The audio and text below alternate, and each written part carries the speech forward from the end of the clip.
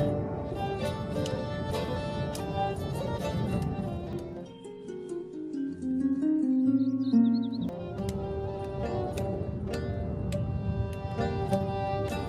Midsummer Night's Dream. Chapter 1. Young Love. Athens, on a summer night. The air is soft and warm. In the sky the moon shines, throwing its bright silvery light over the old city and the dark forest beyond. There are faces at a window in the great palace on top of the hill. It is Theseus, Duke of Athens, and the beautiful Hippolyta, looking up at the moon. "Hippolyta, my love," said the Duke, "our wedding day comes closer. In 4 happy days there will be a new moon." He took Hippolyta's hand and pulled her towards him. "But how slow this old moon is," he sighed. "Why can't it hurry away and bring our wedding day faster?" He kissed Hippolyta's hand, and she laughed. "4 days will quickly end in nights," she said softly, "and 4 nights will quickly pass in dreams, and then the new moon will shine on our celebrations." Theseus smiled. "And they will be the finest celebrations ever seen in Athens," he said. "We will have happiness and smiling faces, and all the young people of Athens singing and dancing. There will be no sadness at our wedding." At the other end of the long palace room there was a sudden noise. Voices were heard outside the room, and a servant opened the great doors. Theseus and Hippolyta turned to look. 4 people entered, an old man, a young and beautiful woman, and 2 young men, all looking angry and unhappy. "My lord Theseus," said the older man. He bowed deeply.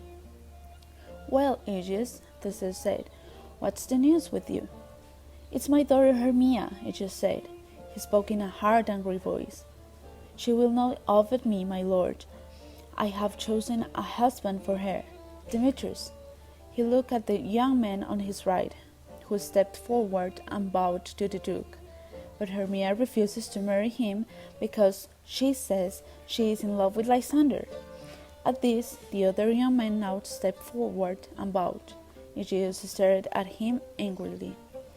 "Lysander has stolen my daughter's heart, given her presents sung under her window in the moonlight," said Aegeus. He turned back to the Duke. "My lord, the laws of Athens say the daughter must obey her father, and if she will not agree to marry Demetrius, then she must die. Is that not our Athenian law, my lord?" Theseus sighed. He looked at Hippolyta, but she turned away and went to the window. Then Theseus came towards Hermia, and the young woman looked up at him. There was fear in her eyes, but she held her head up bravely. "Well, Hermia," said the Duke, "you surely know, dear child, that you must obey your father in these things. He made you, he gave you life, and he can take it away. Demetrius is a good man." "So is Lysander," said Hermia. Her voice was quiet, but it seemed to fill the room. "Yes, he is," said the Duke calmly. "But your father wants to marry Demetrius, so Demetrius is the better man." "I wish my father would try to understand," said Hermia.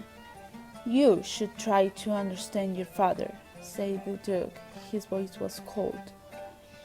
There was a little silence. Hermia looked quickly up into the Duke's face and then away again. "I'm sorry, my lord," she whispered. "I should not speak in this way to the Duke of Athens, but please, my lord, please tell me what will happen to me if I refuse to marry Demetrius." "Death," said the Duke. "A life in a convent where you will never see a man again and will spend your days shut away from the world behind high walls. So think carefully, Hermia. By the next new moon, which will be my wedding day, you must choose death, marriage with Demetrius, or life in a convent." Hermia held her head high and spoke out loudly and clearly. "I will live and die in a convent, my lord," she said. I will not give myself to this man." Then everybody began to speak at once. "Don't say that, dearest Hermia," said Demetrius. He turned to Lysander. "Let her go, Lysander. Aegeus has given her to me." "You have her father's love, Demetrius," said Lysander. "Let me have Hermia's love. Why don't you marry him?" Aegeus began to speak angrily to Lysander, but Lysander turned to the dog. "My lord, I come from just as good a family as Demetrius. I am just as good a man as he is, and more than all this, Helena loves me. Why doesn't Demetrius marry Helena? For months he's been telling her he loves her, and she, poor girl, loves him with all her heart. Now he won't even speak to her." Said Theseus. "I had heard about that, and had planned to speak to Demetrius about it, but I have been busy with other things." He looked at Hippolyta by the window and smiled. "Come, Hippolyta, we are finished here." Aegeus has his answer, and Hermia must be away. Her father, if not it is dead, or the convent, she must choose. The moon climbs higher in the sky, and the streets of Athens are full of azure, silvery light. The night is still young, and people are coming and going in the streets. Near the palace there is a little square with seats. Under some trees there Lysander meets Hermia. "You look so sad, my love," said Lysander. Hermia eyes worried from crying, and Lysander held her hands. "True love is never easy," he said. "People fall in love, and problems follow problems of family or money or age." Hermia said, "I know," she said. "It's that same for so many people, so we must be patient and strong." "That's right," Lysander said. "And now, listen, Hermia. I have a nun. She's rich, has no children, and loves my like a son. She lives some way from Athens, and there is Hermia. We can marry because there we will be beyond the reach of Athens law." "Oh, Lysander," cried Hermia. She threw her arms around him. "Oh, Lysander." So they had a plan. The marine place was in the forest outside the city walls. Tomorrow night, soon after nightfall. "I will be there, dearest Lysander," said Hermia. "I promise on my life." They left the square and began to walk down the street to Aegeus' house and meet Helena coming the other way. Helena had been Hermia's friend since they were but young children. These days, because of her hopeless love for Demetrius, Helena always looked unhappy. "How are you, Helena?" said Hermia brightly. "You are looking well." "Oh, don't say that," Helena said. "I never look as good as you. And that's why Demetrius loves you and not me. To him your eyes are stars. You're sweeter than a songbird. I just wish I had your voice, your eyes, your mouth. Can you teach me how to make him love me?" Hermia says, "I give hard words and he gives me love. I give him sweet words and he gives me nothing," cried Helena. I hate him more and more," said Helena, "and he just hates me." The sadness on her face was terrible to see.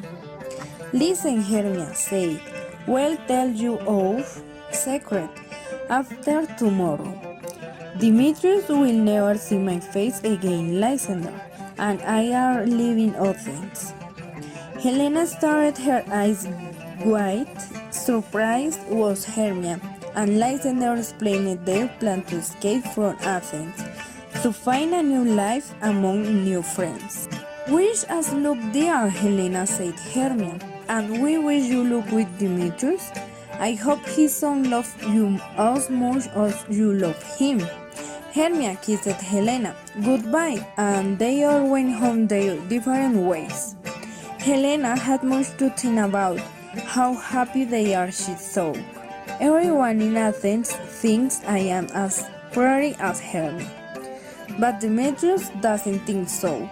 He used to love me until he saw Hermia. I think I'll go and tell him that Hermia is running away from Athens, and then perhaps he will thank me. Perhaps he will be grateful and even smile at me. Chapter 2 The Actors. That same evening, in a little house in Athens, 6 men are having a meeting. Peter Quince, Nick Barron, Francis Flute, Tom Snow, Snog, and Robin Stervelin. They are all workmen, good honest workmen, who make and mend things with their hands, table and chairs, shoes and shirts, pots and pans. They are talking excitedly. The Duke's wedding is in a 4 days' time, and they are glad plan to entertain the wedding guests. Is everybody here? Said Peter Quince. The 6 men were all sitting round a big wooden table. Nobody answered Peter Quince at first because they were all too busy talking. Then Nick Barron looked up. You need to call out the names, one after the other, he said loudly. Nick Barron was a large man who liked talking and usually had a lot to say. Yes, all right, Barron, said Quince crossly. He stood up and banged his hand on the table. Everybody stopped talking and looked at him. Quince held up a piece of paper. Here are the names, he said importantly. These men are chosen for all Athens to act in our play before the Duke and Duchess on their wedding day. Everybody watched Peter Quince waiting. You need to tell us about the play, Peter, said Barron loudly. Then read the names of the actors, and then the play is, began Quince quickly. He tried to make his voice louder than Barron's. The play is the sad and funny history of the cruel death of Pyramus and Thisbe. Oh, that is very good play, said Barron. And now the names, Peter Quince, the names. You, Nick Barron, said Quince, will play Pyramus, a lover who kills himself. Very beautiful. For love. Aha, said Barron. I'll make the audience cry. They'll cry for hours at my death. There'll be a storm of crying. It'll be so sad, but I can't do strong. Cruel king too. You know, I'm very good at cruel kings. He stood up and began to speak some lines from an old play in a deep, strong voice. Peter Quince waited patiently. No one could stop Barron when he started talking. But I can play a good lover too, said Barron. Sitting down at last, I shall play a gentle, sad lover. Quince picked up his piece of paper again. Francis Flute, he said, you must play Thisbe. What Thisbe? A brave fighter, said Flute. It's the lady that Pyramus loved, Quince said. Oh no, said Flute, I don't want to play a woman. I have a beard coming. Francis Flute was a small thin man with not a single hair on his face. Mind about that, said Quince. You can cover your face and speak in a little high voice. If I can hide my face, let me play Thisbe too, Bottom said. I can do all the voices, listen. Thisbe, Thisbe, he shouted in a deep voice. Then he changed to his Thisbe voice, which was much higher but just as loud. Oh, Pyramus, my lover dear. No, no, said Peter Quince. He shook his finger at Bottom.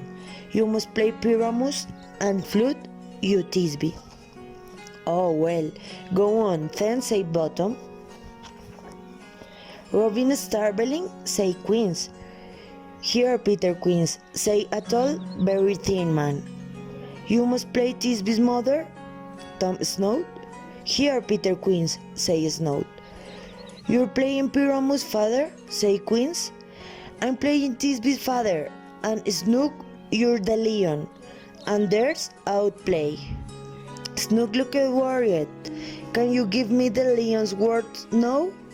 I'm slow at learning things. You don't need words, Queen said keenly. You only have to roar. Let me play the lion too, said Bottom, full of excitement. I'll roar like 20 lions. The Duke will say, let's hear that lion roar again. They love it. He got up and began to jump around pretending to be a lion, moving his head from side to side. Suddenly, he gave a very loud roar, Snoot jumping in his chair, and Tom Snow put his hands over his ears. Very good, said Queens, but if you roar like that, you'll frighten the Duchess and all the ladies to death. Then they'll send you to our dates too? Yes, there'll be end of a lot use, said Robin Starveling. Oh, said Bottom, yes, you're right. Well, I'll roar softly, then I'll roar you as softly and gently as a baby bear. Crane sang. No, you won't, he said. You will play Pyramus Bottom. Pyramus is a good man, a fine man. You can't meet Aeneas, but than Pyramus anywhere, so you must play Pyramus. Well, I'll do it, then Bottom do for a minute. What beer shall Ina play it in? You can wear what beer you like, said Queens. What about like yellow beer? Said Bottom, or maybe a dark yellow. Fears a red beer will be better, or that French golden color. Let's not worry about the beer, said Queens. Here, everyone, are the words you must learn. He gave a paper to everyone except Snoke. Learn you the words by tomorrow, right? And meet me in the place forest at the Duke's oak tree. We'll reach there by moonlight.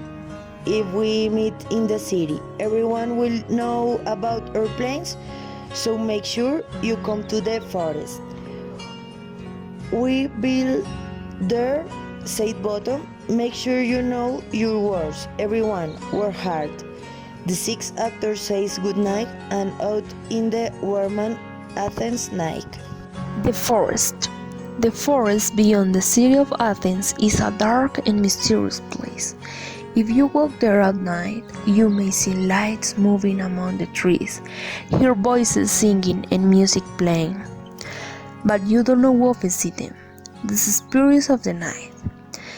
They are fairies, and they live and move in a different air from us. Tonight, both the Fairy Queen and the Fairy King are in the forest, but all is not well between them. At the foot of a little hill, a fairy lay on his back in the grass, hands behind his head, enjoying the warm summer night.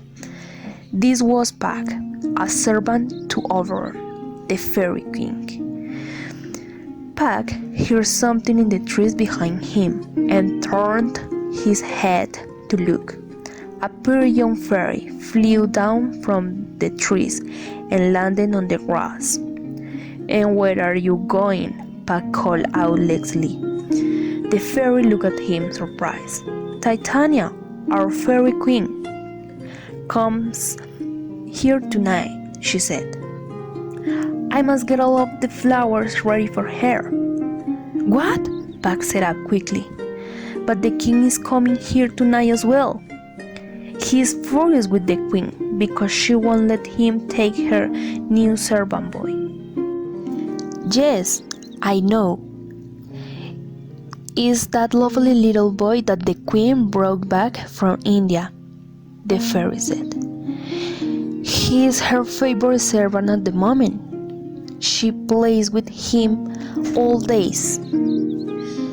The boy's mother was the queen's friend in India, but the mother died when the boy was born. Well, Oberon wants the boy, and the queen won't let him go, said Puck. They argue about it night and day. The fairy was staring closely at Puck. "You're Puck, aren't you?" she said. "The mischievous spirits who always making trouble? You frighten young women in the village. You stop their milk from turning into butter, and you make people lose their way in the night." Puck laughed. It was all true. He loved to go around at night, making two Oberon laugh. There are noises in the forest, and green lights come dancing through the trees. Oberon arrives with his fairy servants. Then there are more lights, wild ones from the other side of the forest, and Titania and her servants appear. The king and queen stone when they see each other, and a little cold wind blows through the tops of the trees. Puck and the fairy disappears behind a tree. "Ah, Titania," said Oberon with a most unpleasant smile. "What a welcome meeting, my jealous husband," said Titania. She turned her back on the Oberon. "Come, fairies, let's go. I don't want to be here near him." "No so fast," said Oberon, taking Titania's arm. "I'm your husband. You should do what I say." Titania pushed Oberon's hand from her arm. "Then I'm your wife, and you should love only me," she said angrily. "But I know all about your journeys out of fairyland to see your lovely Phillida, playing music to her, singing love songs. And why are you here now?" "Because Hippolyta, who you love, is marrying Theseus." "Don't talk about Hippolyta like that," cried Oberon. "I know all about you and Theseus. You are always stealing him away from the women he loves." Titania laughed. "These are lies made by your jealousy, Oberon. Since early summer, every time my fairies and I have met to dance for the wind, you have come and argued with us. Now the wind has grown angry and brought terrible rains down on the land, filling the rivers, destroying the farm's fields. No one knows if it is winter, spring, summer, or autumn. There is ice on the flowers and summer plants growing in the snow. All this because of us." Oberon moved closer to Titania and spoke softly. "Then you must make things better. Why do you want to fight your loving, Oberon? All I ask is that little boy for my servant." "I will not give you that child for all of fairyland," said Titania. She turned away and sat on the long branch of a tree. "His mother was my friend, and that is why I keep him with me, and why I will not let him go."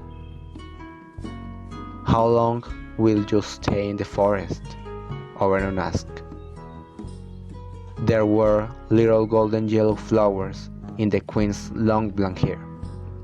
She took a flower from her hair and threw it to Oberon. He coughed it in his hand. "Perhaps until after Tissue's wedding day," said Titania.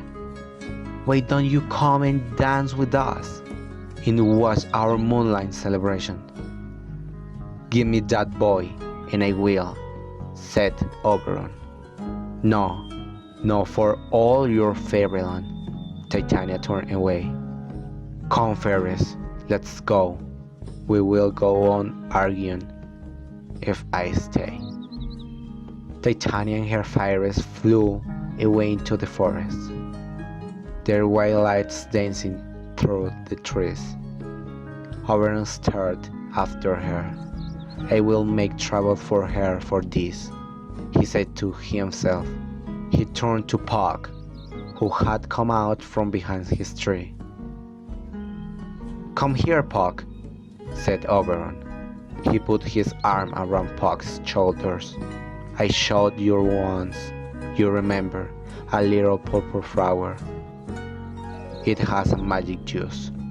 When you put the juice on the eyes of a man or a woman as they sleep, it makes them fall in love with the next things they see.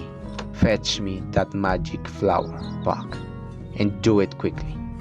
"I'll be around the world and back in 4 minutes," said Puck, and he disappeared into the treetops.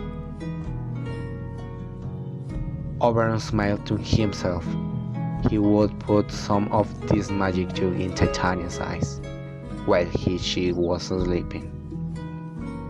Then when she woke up, she would fall in love with the next thing they saw, lion or dog or horse. "I can use another flower juice to take the magic away," he said to himself. "But before I do, I'll make her give me her little servant boy." There are voices in the forest, but these are the voices of humans, a man angry and a woman crying, and they are coming closer. Humans cannot see fairies, so Oberon sits on the branch of that tree to watch and to listen. Demetrius ran to the foot on the little hill, followed closely by Elena.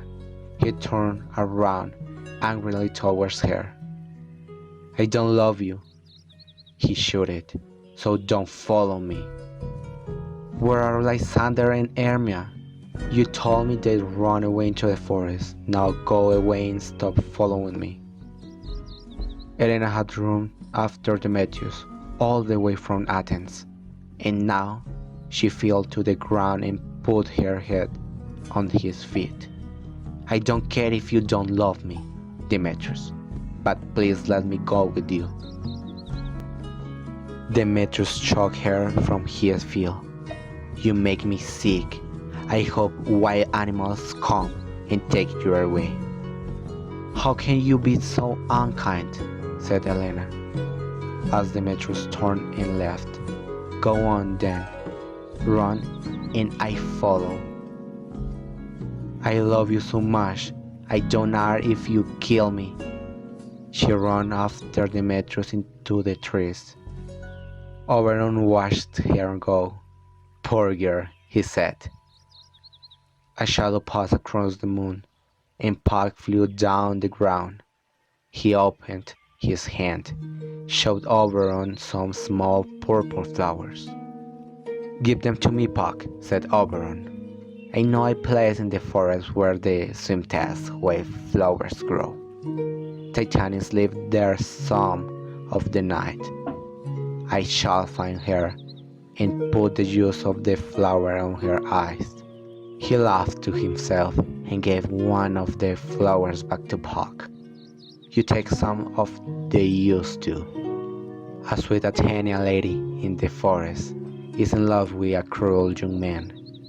Put some of the juice in the man's eyes when he is sleeping, but be sure that the first things he sees when he makes up will be this woman." You'll know the man because of these Athenian clothes. Do it well, then meet me before the sun comes up. Yes, my lord. At once, said Puck. Magic in the eyes. In a grassy clearing in another part of the forest, while lights dance in the trees and music plays, while flowers wave gently in the soft wind and the air is sweet, Titania, the fairy queen, is roasting here. Her fairy servants watch over her and sing their queen sleep. Moon above us shines so bright, let us sing a sweet good night. Oberon, on the edge of the clearing, watched as the fairies sang Titania to sleep. When the music ended, they went away, and he came closer. One fairy servant had stayed to watch over the queen, but when she looked up, he blew in her eyes, and at once she fell asleep. Oberon went silently up to Titania to touch her face. Then he pressed the purple flowers in his hand, so that drop of juice fell into her eyes. Oberon sang softly, "When you wake, your eyes will change. You'll fall in love with something strange." Oberon was gone as quickly as he had come, and a moment later Lysander and Hermia walked into the clearing. Lysander looked around, worried Hermia. "You're tired, and I'm not sure where we are anymore. Let's lie down for a bit and wait for morning." "I'll sleep here," said Hermia. "There's some nice soft grass." Just here she lay down on her seat, made herself comfortable and closed her eyes. "Lysander, lay down next to her. We can both sleep here," he said, but he pushed him away. "No, Lysander, go and lie over there, not near me." "Oh, sweetest," he said, putting his hand on her arm, "I only want to sleep here beside you, I promise." Hermia laughed, moving his hand away. "Lysander, we're not married.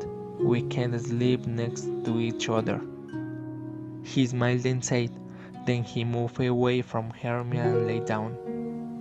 "I'll sleep over here then. Good night, Hermia." "Sleep well," said Hermia, her eyes already closing. The lovers slept, and a little while later Puck arrived in the clearing. He had gone out through the forest looking for a man in Athenian clothes, but found nobody. Now, stepping quickly across the grassy clearing, he saw two people sleeping on the ground. "This must be the man from Athens that Oberon was talking about," Puck said. "And here's the sweet lady who he's so cruel to. Poor thing, lying on the dirty ground, afraid to go near him." Puck took out the purple flower and held it over Lysander, letting its juice fall into his eyes.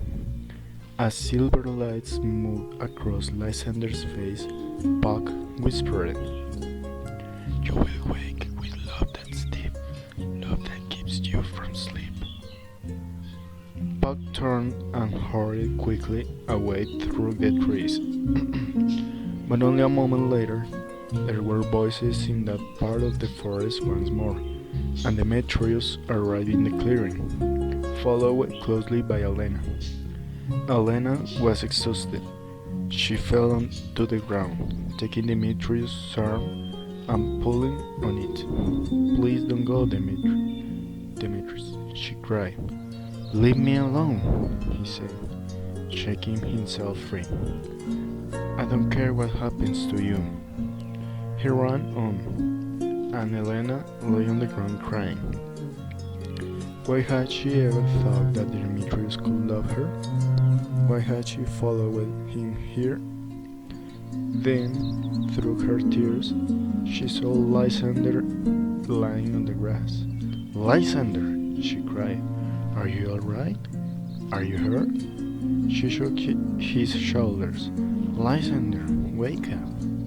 Lysander opened his eyes, saw Elena, and at once his face lit up with love. He sat up, unable to take his eyes away from her. "Elena!" he cried. "Elena! I'd do anything for you." He remembered Demetrius and looked around. "Where's Demetrius? I will kill him." "Lysander," Helena said, "don't be so angry with him, just because he loves Hermia. Hermia still loves you." "Hermia?" said Lysander, taking Helena's hand. "I don't care about her anymore. It's you that I love, Elena." Elena pulled her hand away furiously. "Why are you making fun of me?" she shouted. "I thought you were a good man, Lysander. How can you look at me like this?"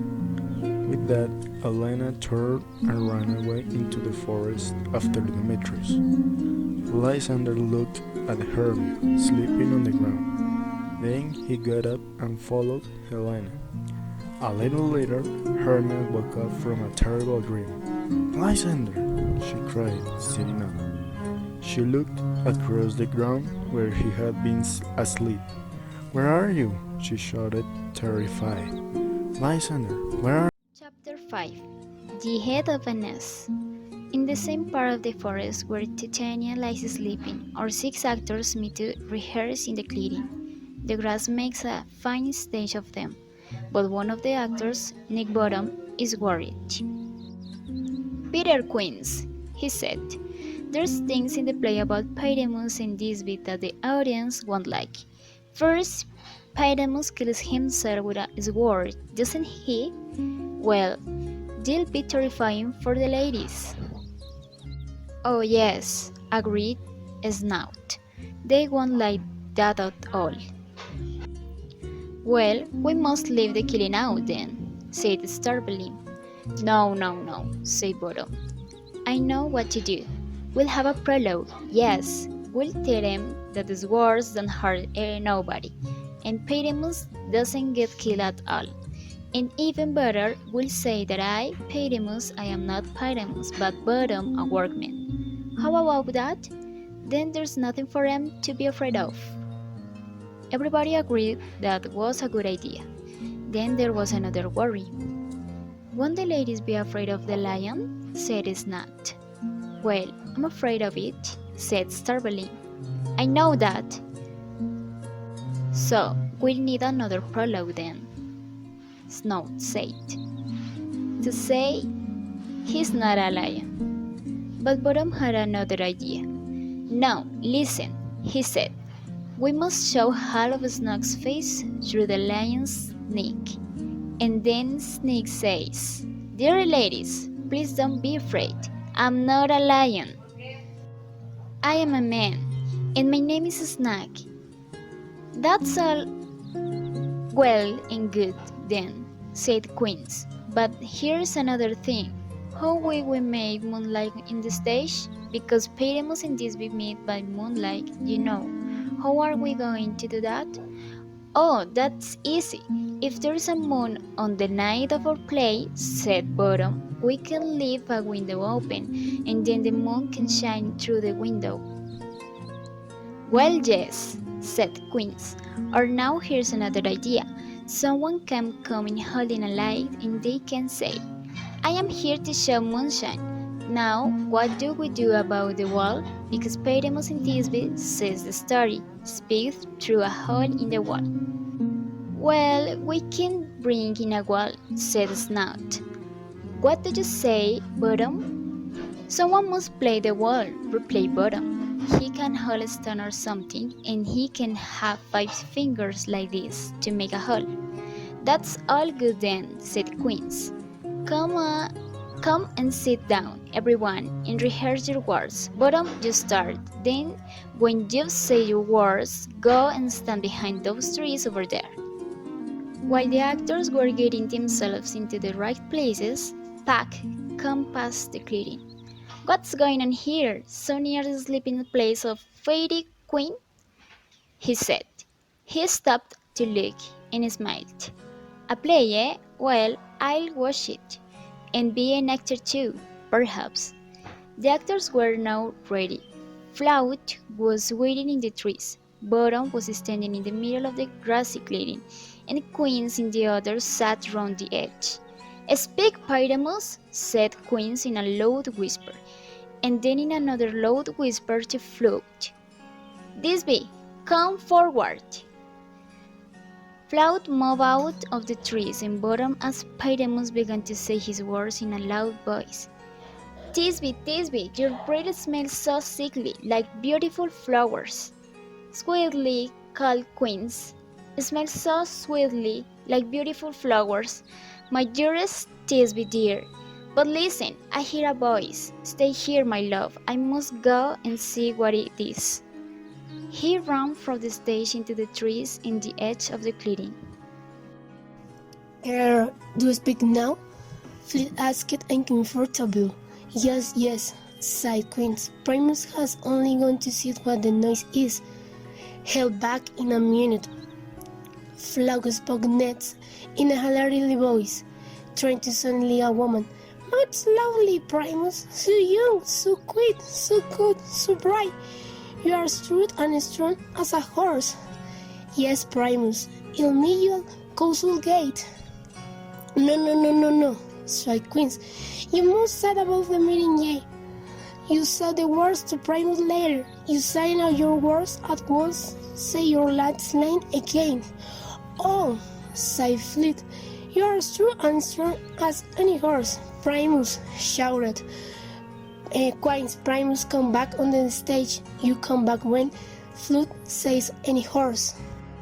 Bottle came out of trees and ran back into the clearing, saying his next words, "This beat, hearing come." The actors stared at him in terrified silence. Button now had the head of an ass with long grey hair, ears, and bright-own eyes. "Oh, Button!"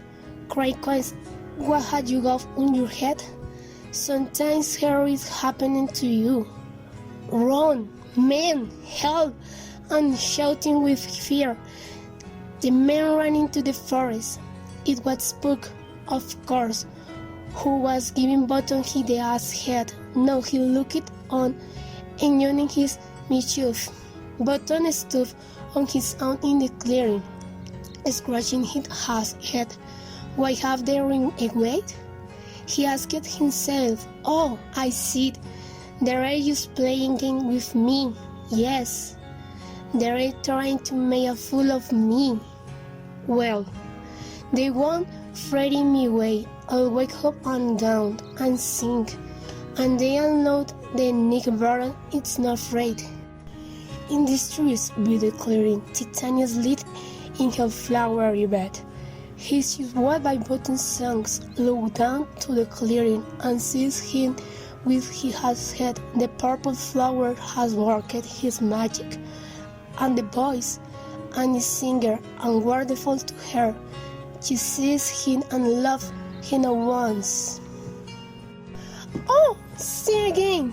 Titania cried out when Baron finished his song. "The sound of your voice is sweet to my ear, and every part of you is beautiful to me. How I love you." Button turned his head and saw a beautiful woman standing behind him. "Well, madame," he said, and he looking around to see if she talking to someone else. "This is a surprise." Titania had come close to Baron now, and she touched his ears gently and kissed his head. "Stay here with me," she said softly. "My fairies will be your servants. They will bring you presents and sing to you while you sleep on a bed of flowers."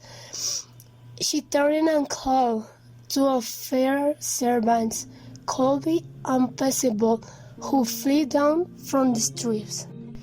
"Be kind and good to this gentleman," said Titania. "Feed him with the sweet streets free from the forest, and flesh forward to keep the moonlight from his sleeping eyes. Come, do what they wishes and bring him to my night palace." And together with her servants, Titania lay born away through the forest. Chapter 6. Mistakes and misunderstandings. It is dark and quiet in the forest now, and a gentle wind blows through the tree. Oberon, the fairy king, looks up at the stars and thinks about his queen Titania. Then he hears his servant Pack coming through the forest. "What news, my mischievous boy?" said Oberon. Pack laughed.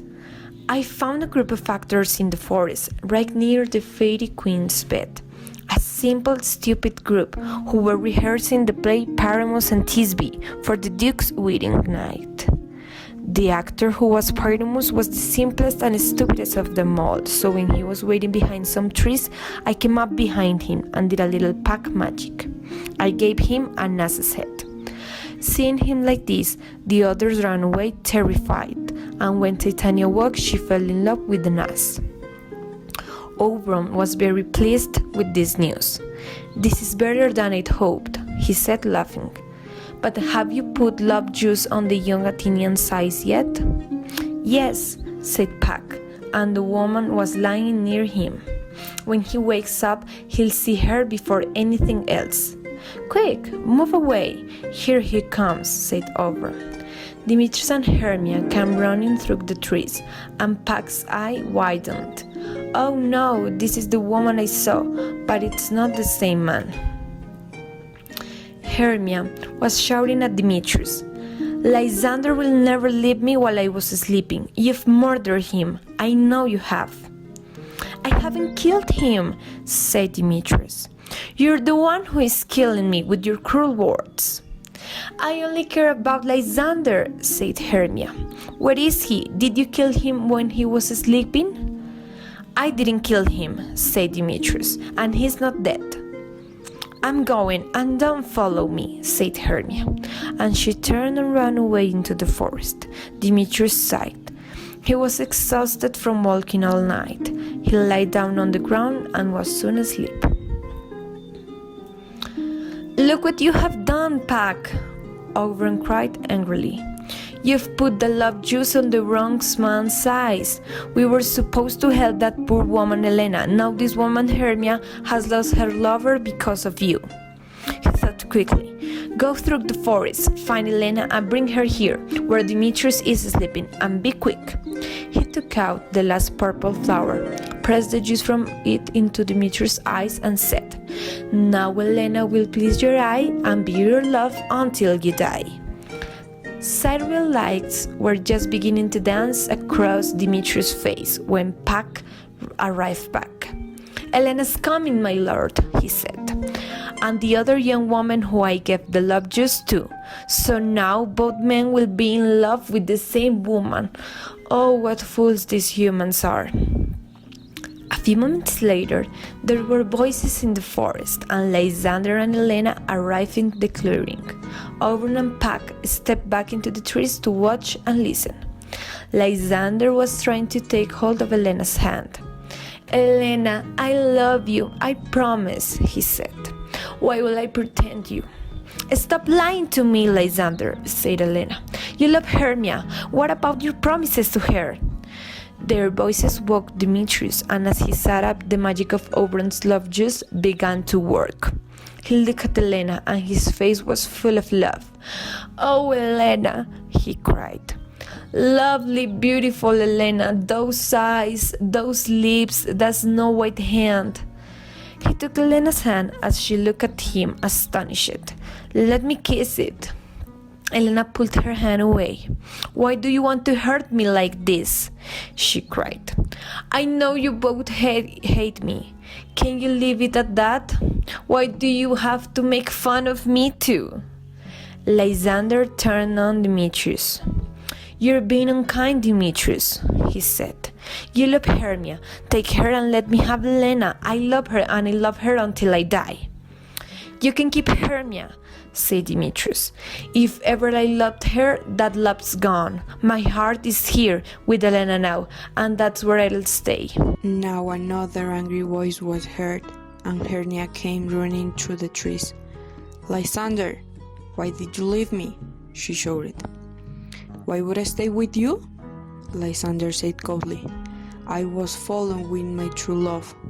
"What?" cried Hermia. What are you talking about? I came after Helena, the light of my life, said Lysander. Why did you come looking for me? I don't want you anymore. Can you see that? Hermia fell to her knees, astonished. This can't be true. It can be. Helena looked from Lysander to Hermia. So now all three of you are making fun of me. How can you do this to me, Hermia? She cried. I thought we were best friends. Have you forgotten all those years when we were like sisters? And you want to destroy all that? And join with these men to make fun of me? No woman should do that to her friend. I don't understand what you are talking about, said Hermia. I'm not making fun of you. Helena's face was red and angry. You sent Lysander to tell me that he loves some, and you tell Demetrius to call me beautiful. Demetrius hates me. You know he does. Isn't that enough for you? Now you have to make fun of me too. I thought you were my friend. How can you do this to me? Helena turned to go, but Lysander took her hand and pulled her back. Helena, my love, don't go. Don't make fun of Helena like this, Lysander, said Hermia. She put her hand on his arm, but she shook her off. Helena, I love you more than Lysander, said Demetrius. I'm not too little to scratch your eye out, shouted Hermia. Then show it, cried Lysander, taking out his sword. Come on, let's fight for her. Hermia ran up behind Lysander and threw her arms around him, holding him back. Get off me, shouted Lysander, trying to free his arms. Demetrius had taken out his sword, too. I threw you one to fight, he said coldly. What can I do? Cried Lysander, as he tried to get free from Hermia. Kill her? I hate her, but I won't hurt her. Hate me? Shouted Hermia, and she let go of Lysander and looked at him astonished. You hate me?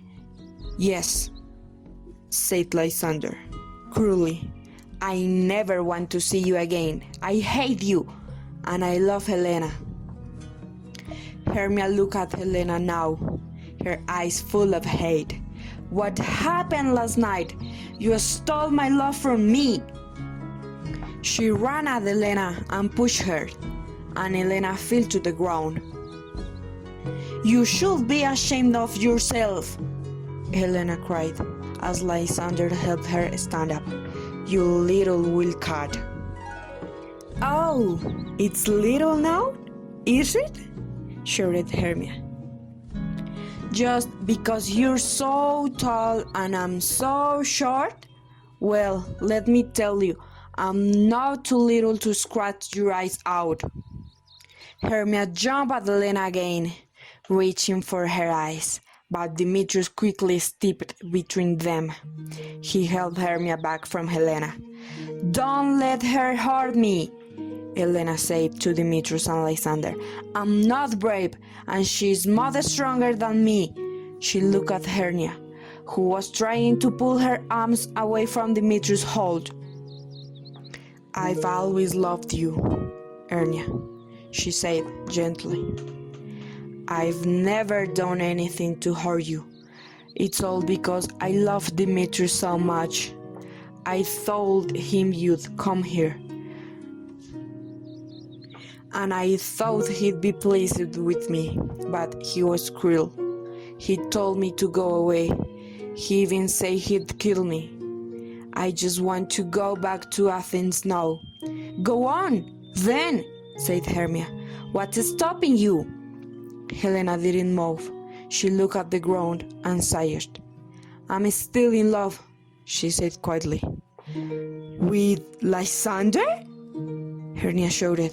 No, said Helena. With Demetrius. Don't be afraid, Helena said Lysander, taking her hand. I won't let Hernia hurt you. I can take care of you, Helena said Demetrius. Don't listen to Lysander. My hands are free now, said Lysander, holding up his heart. Let's go and see who loves Helena the most. If you're brave enough, I'm not afraid to fight you, said Demetrius. The two men walked away into the forest, and Helena and Hermia were left alone together. This is all because of you, Hermia said angrily. Don't try to run away. I'm not staying here, cried Helena. You are a better fighter than me, but legs are longer and I can run away. With that, she was gone. Hermia stood alone for a moment. Then she followed Helena into the forest. Biran stepped out from the trees. Look what you've done, he said the pug. Is this more of your mischief? Oh my lord, it was a mistake, said Park hurriedly. You told me to look for a man in Athenian clothes and I found one. But it's been funny to watch these humans. How they argue and fit use because of love. They're looking for a place to fit, said Oberon. So go, Puck, and cover the night with a black fog. Pretend to be Lysander one moment, then Demetrius the next. Make them follow you, but make sure they never see each other. Oberon took some small white flowers from his pocket and gave one to Puck. In the end, they'll fall down exhausted and asleep. Then put the use of the flower into the Lysander eyes. It undoes the magic of the purple flower. When they wake up, the lovers will think this night has just been a strange dream. They'll go back to Athens and live happily together. He looked at the white flowers in his hand and smiled. While you're done, I'll go and ask my queen for her Indian boy. Then I'll free her from love for these humans, and our life will be peaceful again. Now the morning star begins to shine in the sky, and soon the golden sun will come up in the east. Oberon hurries away to find his queen, while our mischievous Peck busies himself with the work on the fairy king. Very soon a dark fog comes down on the forest, higher in the starlit sky. For some time, Puck led Demetrius and Lysander away from each other through the forest. First he used Lysander. Boys, then Demetrius' boys, then Lysander's again. And every time he called it, the two young Athenians ran through the forest, never fighting each other, and getting more and more tired. At last, exhausted, Lysander lay down to sleep. Demetrius was tired of looking for Lysander too. Puck led him back to the clearing where Lysander lay. In the fog, Demetrius could not lie there. He lay down to wait for morning, and soon he took feet asleep. Was it Puck led to said young woman back to that same part of the forest? Or was in the hearts of the men they loved? First came Helena. She lay down to sleep, hoping to escape from the unhappiness of the endless night. Then Hermia arrived, heartbroken and exhausted. Soon all four lovers lay asleep on the ground. Puck waited for a while, and then stepped quietly to where Lysander lay. He took up the little white flower that Oberon had given him, and pressed it in his hand. Drops of juice from the flowers fell onto Lysander's face, and silver lights danced into his eyes. Spoke quietly, true love returns. When next you wake and puts an eye to hold her break. Every man will love the right woman, said Puck, laughing, and I will be well. Chapter 7 True Love Returns. Above the clearing where the lovers sleep on the grassy ground is Titania's night palace in the treetops. Here music plays all night long, and fairy servants laugh and sing. Here, on the bed of flowers, the fairy queen entertains her new love, Nick Bottom, in an ass's head. From the shadows of the next tree, Oberon watched her. "Come, my love," said Titania, gently touching Bottom's hairy face. "Let me put flowers round your head and kiss your lovely big ears." Bottom sighed happily and lay back on the bed. "Where is Peace Blossom?" he said. A white light danced towards the bed. "I'm here," said Peace Blossom. "Scratch my head, Peace Blossom," said Bottom. He shut his eyes as Peace Blossom began to scratch behind his ears. "Ah, that's good. Where is my cobweb?" "I'm here," said Cobweb, appearing at Bottom's side. "Ah, Mr. Cobweb, my good man." "Yes. Would you help Madame Peace Blossom to scratch my head?"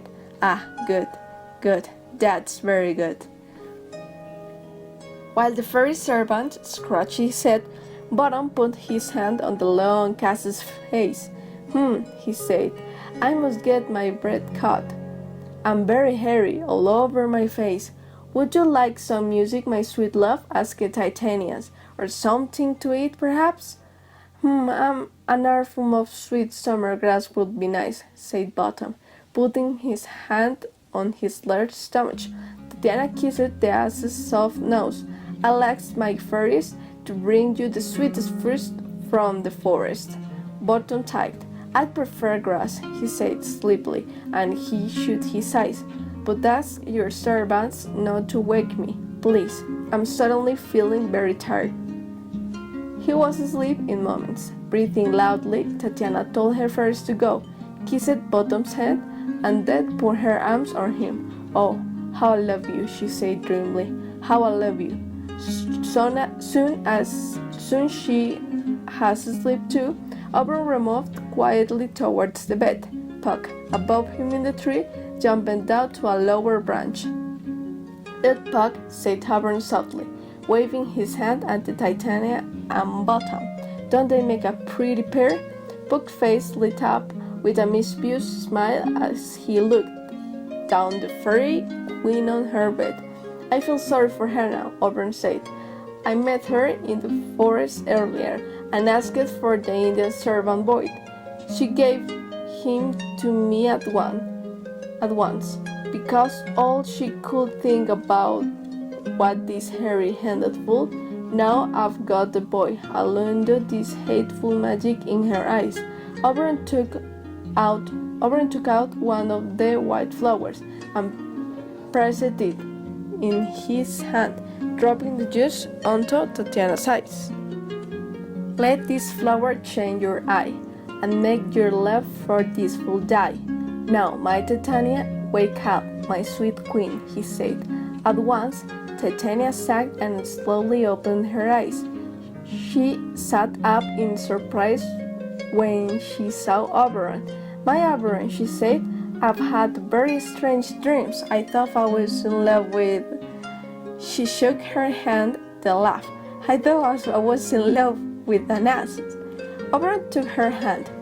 There he is, he said, looking behind at Bottom, still sleeping in the white flowery bed. Titania jumped up out of the bed. How did this happen? She cried. How can I have been in love with him? That human, that animal.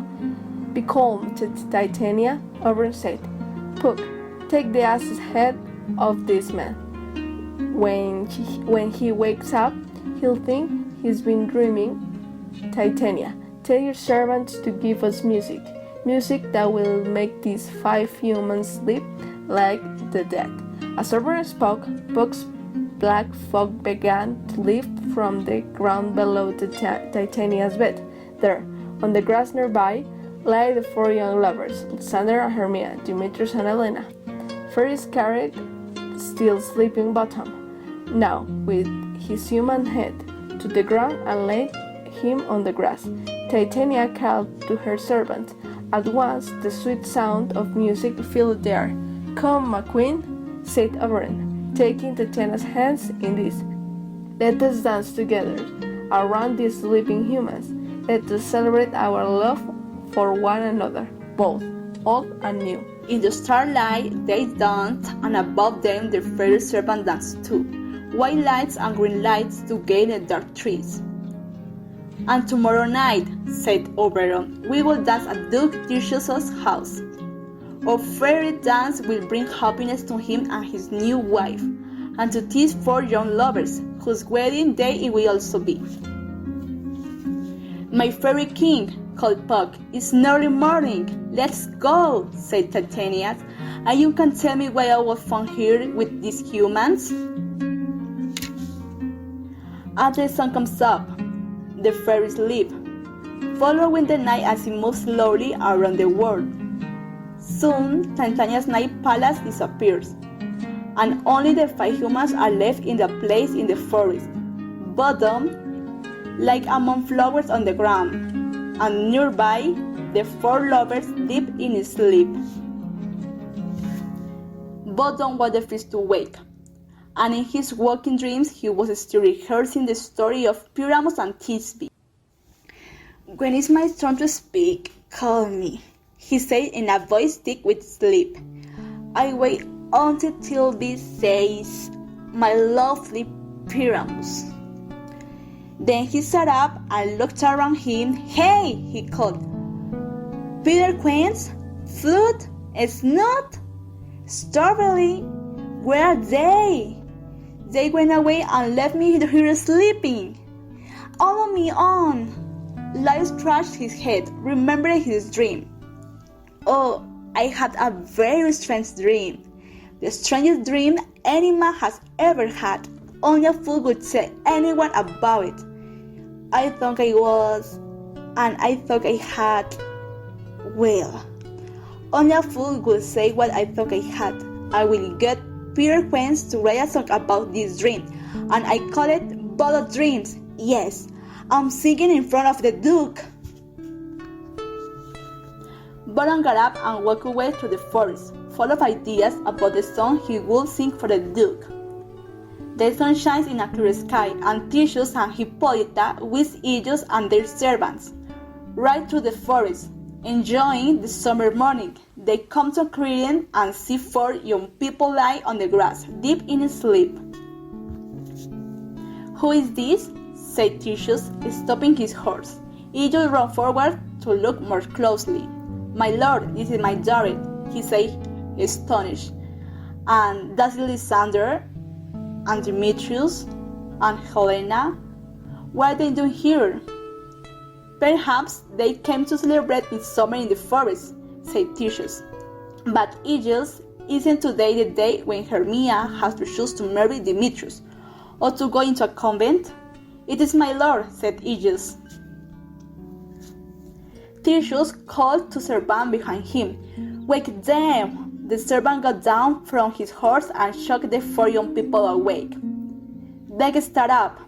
eyes wide with surprise, staring up at the Duke and the other riders. Theseus turned to Lysander. I thought you and Demetrius were enemies. What are you doing here, sleeping next to the man you hate? Lysander looked around, astonished. My lord, I'm only half awake, and honestly can't say you how I came here, but I think, yes, I'm sure. I came here with Hermia. We want to run away from Athens. We want to... That's enough, my lord. He just out furious. He must be punished. They were trying to cheer us Demetrius. Lysander was trying to steal my tower and break my promise that Hermia should be your wife. Demetrius stepped forward and bowed to the Duke. My lord, he said, Helena told me that Hermia and Lysander had run away to the forest. I followed them here and Helena followed me. He shook his head slowly. I can't understand how this happened, but I don't love Hermia anymore.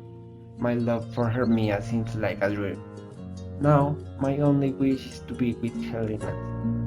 Before I ever saw Hermia, I was in love with Helena, and now that love has returned. She is my one true love and always will be. There was a little silence after these surprising words. Then Theseus smiled. Well, my friends, it is lucky that you have met us here. We'll hear more about this later. Theseus turned her horse and spoke to Aegeus behind him. Aegeus, I am going to go against your wishes. These lovers will be married at the same time as myself and Hippolyta. We will go back to Athens, the six of us, and begin our celebration. Come, Hippolyta.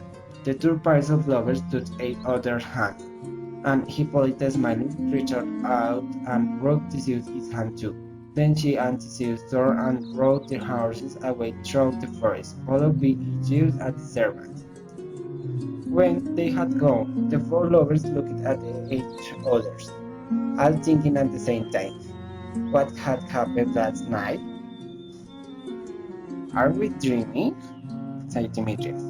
Was it really here? And did he really tell us to go with him? Yes, said Hermia, he was here, and so was my father. And Hippolyta, Helena said. And the Duke told us to go with him to be married, said Lysander. Well, we're away then, Demetrius laughed. Come on then, and let's talk about what happened while we walk. And so, there are three winners. The Duke marries his love Hippolyta, Lysander marries Hermia, and Demetrius marries Helena. It is a happy day in Athens, and the Athenian people celebrate, but now in Peter's Queen's Hall. Queens, flute, and snout are sitting at the table, with long, worried faces. The door opens and starvelings come in. At once the others jump up. Have you been to the bottom's house? Peter's Queen said. Has he come home yet? No one knows where he is, replied the starveling. He's been taken away, I am sure he has, torn into an ass and taken away. We can't do the play without him, said Flute. No, said Queen, shaking his head slowly, it'd be impossible. There's not a man in Athens who could play Primus like him. On their way back to the palace now, and not just them, but there were 4 more lords and ladies married today as well. Just think of the money we could make from our play. Oh, why did Bottom have to go and disappear like that? The door suddenly flew open, and in came Bottom. He as had gone, smiling from ear to ear. Where are my boys? He laughed. Bottom! The others cried, jumping up and throwing their arms around him. For a while everyone was talking at once. I have the most wonderful and the most extraordinary things to tell you, said Bottom. He was quiet for a moment, thinking, but I won't say a word. Go on, Bottom, his friends cried, and Bottom looked around at them openly. All right, I'll tell you everything. The men waited, but there was a silence. Tell us, Bottom, called Queens.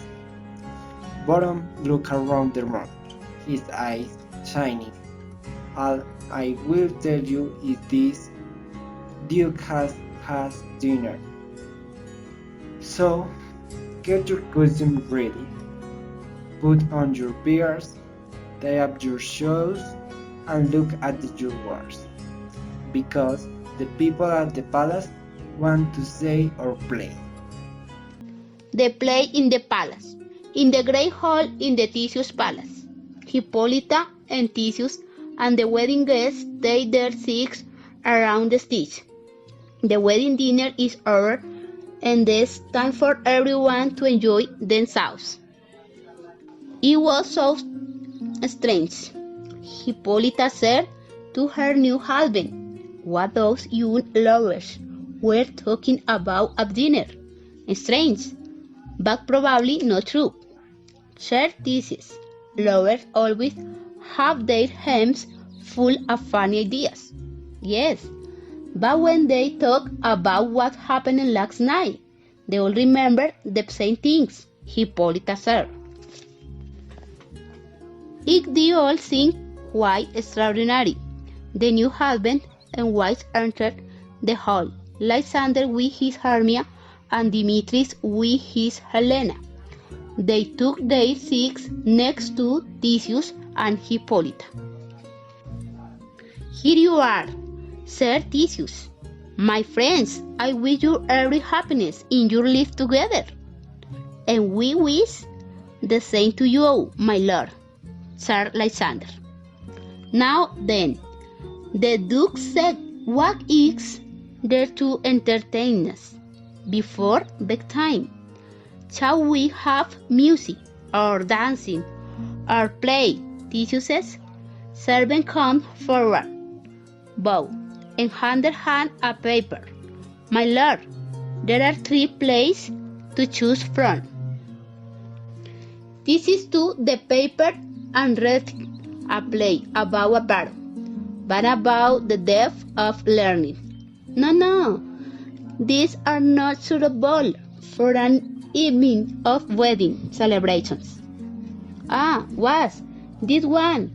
He is mine, the long and short, a story of John Pyramus and his love Thisbe, a sad and funny play.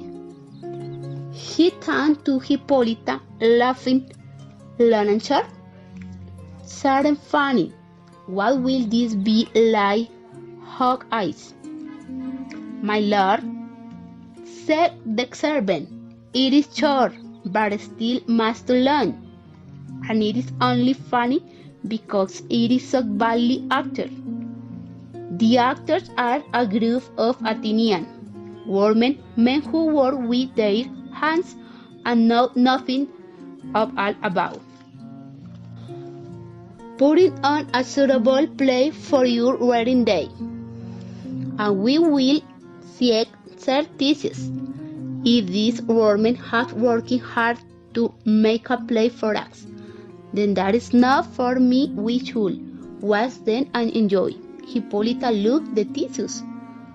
I don't like making fun of a poor woman. She said, listen, my sweet. He said, it is kinder to watch them in the way we give them thanks for their hard work. The servant called the actors, and the audience got ready to watch. First, there was the prologue. It was the strangest of prologue, with all the full stops in the wrong places. Peter Queens entered as prologue. Music plays, and when it stops, he begins to speak. Prologue. We have come here today not wanting to, often we hope very much that we will not upset you. This is not our wish. Our true hope is to please you. We have not come to terrify you. We will now show you the sad but funny story of Pyramus and Thisbe. Theseus looked at the others. He ends his sentence in all the wrong places. He said, "Yes," said Lysander. He says he doesn't want to terrify or offend us. But his full thought tells us the opposite. He's like a child playing music, said Hippolyta, a learned with a lot to learn. The actors come on, button as Pyramus, flute as Thisbe, snout as Gull, starveling as Mountain, and Snoke as Lion. They bow and Peter Quince continues. Prologue. My lords and ladies, our brave lovers, Pyramus and Thisbe are ripped fierce, but the lion comes and fractures her away, you see, and she drops her coat, and the lion picks the cup out in his bloody mouth, and then brave Pyramus comes and finds his lovely Thisbe's coat, all with blood on it, you see, and so Pyramus thinks Thisbe is dead, and he pulls out his bravest swords and bravely stabs himself and falls down. And Thisbe comes back and finds him and bravely takes his swords and bravely this. And they and Lion and Mountain and Gull will tell you all the rest. Everyone except Gull leaves the stage. Theseus smiled.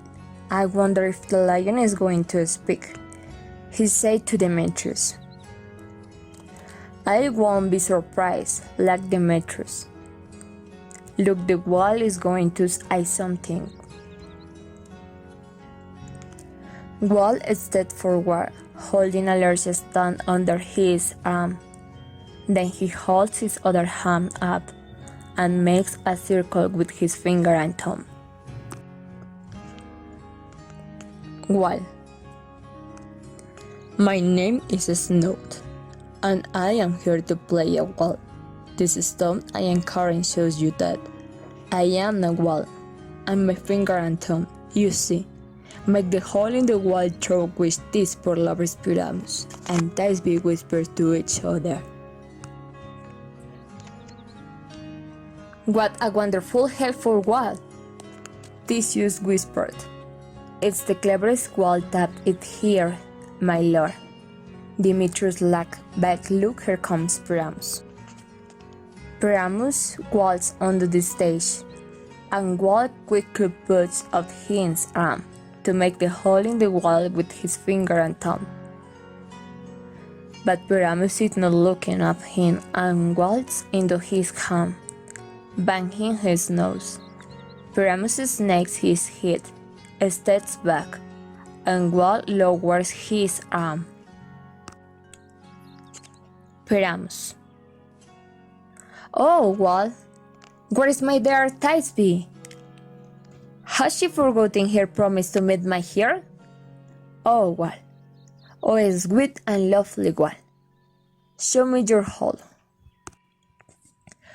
Wall holds out his finger and thumb to make a circle. Oh, thank you, Wall. How kind you are! But wait, I can see Thisbe through the hole. Where is my love? Oh, Wall. Oh, cruel and hateful Wall. I had you in my hole. I think the Wall shall reply to Pyramus, said Theseus, laughing and called him bad names too. On the stage, Button turned to speak to the Duke. Oh no, my lord, he so do that. You see the words in my hall, tell Thisbe to come on stage. And then I tied to her through the hole. Look, you see, she's coming out now.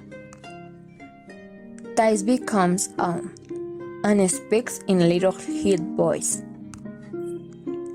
Thisbe, oh Wal, I wish you were not always between my and my lovely Pyramus. Pyramus, I hear a voice. On Thisbe, is that you?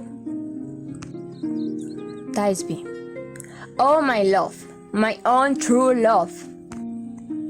Pyramus, Thisbe, kiss me through the hole of this cruel wall. Thisbe, but I kiss the wall's hole, not your lips. Pyramus, then meet my note at Cat's gate, my Thisbe. Thisbe, oh my love, I will run to Cat's gate at once. Pyramus and Thisbe leave the stage. Well, the ball has finished now, and is not needed again. So I go away, you see. Well, leave the stage. Moonshine and Lion come on. Lion looks out at the audience, through the lion's neck. Lion, dear ladies, who have gentle hearts, you will shake with fear when lion roars. So, I'm here to say, don't be afraid, because I'm just a man, and my name is Snach. What a gentle King Lion, said Theseus.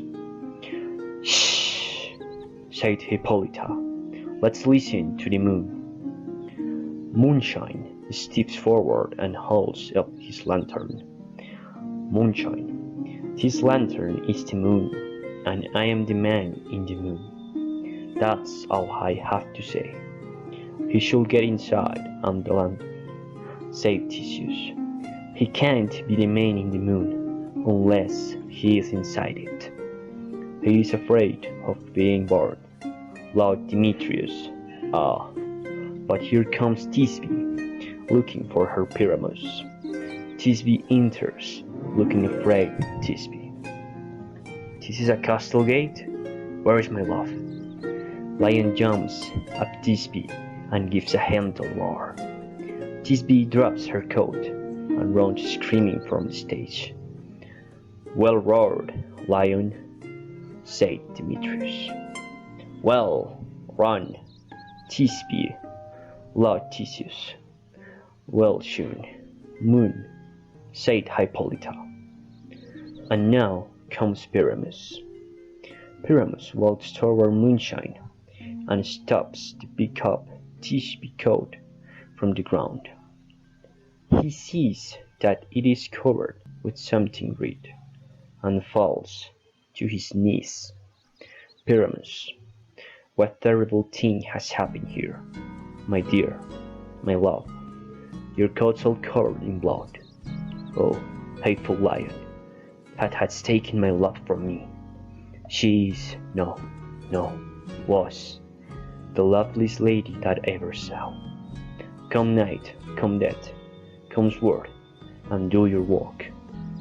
He takes out his sword and pretends to stab himself.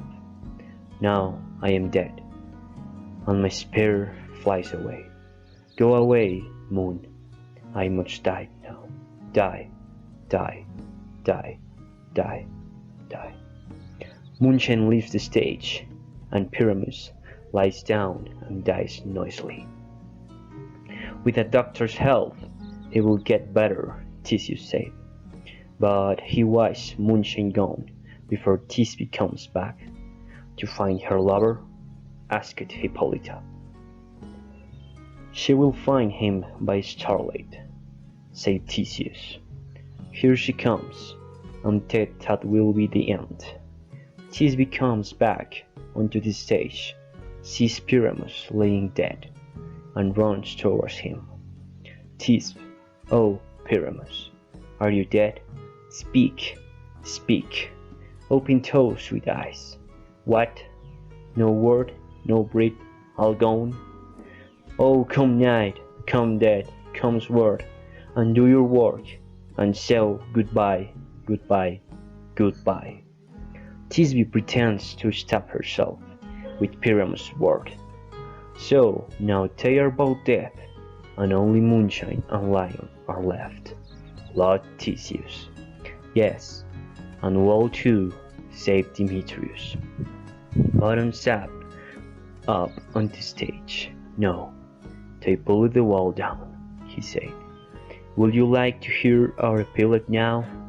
No, epilogue please, laughed Theseus. Thank you for your play. We will none of us forget it. He turned to Hippolyta and the other newlyweds and lovers. We must go to bed. We have 2 weeks of celebrations ahead of us. Talking and laughing, the wedding guest begins to leave the great hall. Soon they were on their way back to their homes, under a starlit sky. It is midnight, and when the last guest has gone from the palace room, a green light dawns in through the window. It is fairy time now, and Puck is the first to arrive at the dog's house. Soon he is followed by Oberon and Titania with their fairies, who sing and dance to bring happiness to the dog and his new wife, and the other young newlyweds. They go quietly through the palace, filling each room with soft and peaceful fairy music. But by morning, the spirits of the night are gone, and everything is quiet. Perhaps they too were just a dream.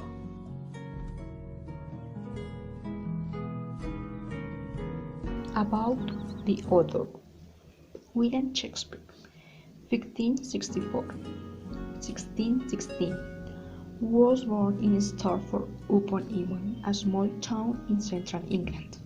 His father was a glove maker and businessman who both sold things. His mother was Mary Arthur, the daughter of a landowner. Little is known about Shakespeare's early life. He went to school in Stratford, and at 18 he married a local girl called Annie Hathaway, with whom he had 3 children. His wife and children stayed in Stratford, but by 1592, Shakespeare was living in London, writing plays and also working as an actor. In 1594, he joined a company of actors called the Lord Chamberlain's Men and began to write more and more plays. In 1595, he wrote Romeo and Juliet, his famous play about love and families at war. In 1599, the Lord Chamberlain's Men built a theatre called the Globe, where many of Shakespeare's plays took court and acted them. Before Queen Elizabeth I, and after her death, King James I. By the time he was in his late 40s, Shakespeare was successful and rich, buying houses and land in London. In Stratford, he began to spend more time in Stratford with his family, only going to London for business or rehearsals of a new play. He died in Stratford on his birthday in 1616, when he was only 52 years old. You can read more about the events and people in his life in a story in the Oxford Bookworms Library. William Shakespeare at stage 2. Shakespeare wrote more than 30 plays, and at Midsummer Night's Dream is one of the most popular. It was written in the 1580s and has been performed on stage around the world, and also made into ballets, operas, and films.